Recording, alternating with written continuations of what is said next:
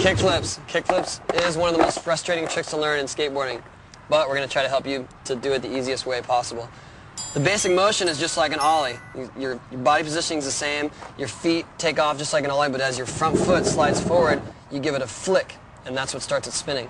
Yeah, you want to make sure that when you kick your front foot off the board, you kick it sort of out, but don't kick it too far away or too straight down. You want to keep your front foot basically under you, so as the board flips, you can get your feet back above the board in time. And as the board comes around, you watch the board and you feet over your bolts, stomp it down. And the board, it doesn't always flip the exact same way. So sometimes it'll flip faster, sometimes slower, but you can basically just keep your feet out of the way and watch it. And as the grip tape comes around, just stomp your feet down on top of it. Like a good way to do, to get used to watching the board spin, is you can do it stationary, standing in the carpet or in your driveway, anywhere, is just basically pop the tail down and then smack the board with your hand and then get the flip going, so that way you can be above it and actually see what the board looks like while it's spinning, and then you can move on to flipping it with your feet. And you can definitely learn this stationary: carpet, grass. Don't get frustrated, because this is one of the hardest tricks in skateboarding. I've been skating for 16 years and I still have problems with them every day. So. Me too. Place your feet in the same position as an ollie, but with your front heel hanging a little bit more off the edge in the beginning.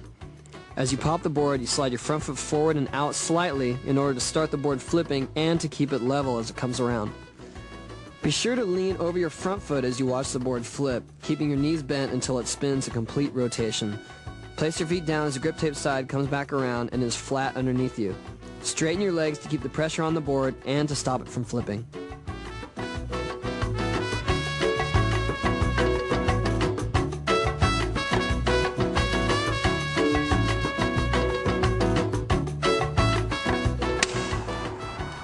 As you can see, kickflips are not the most consistent trick. We've been doing it for years and we still need practice.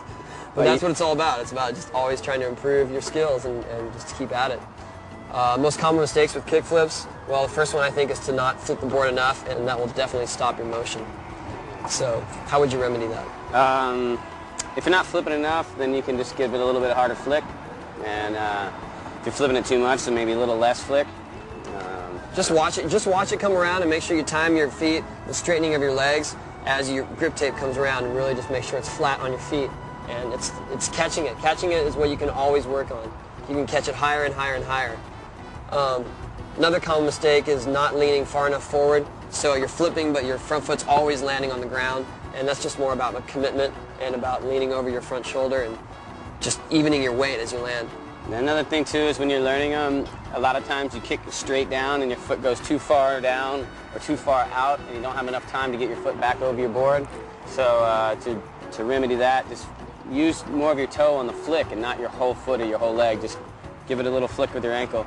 It's a more subtle movement than you think.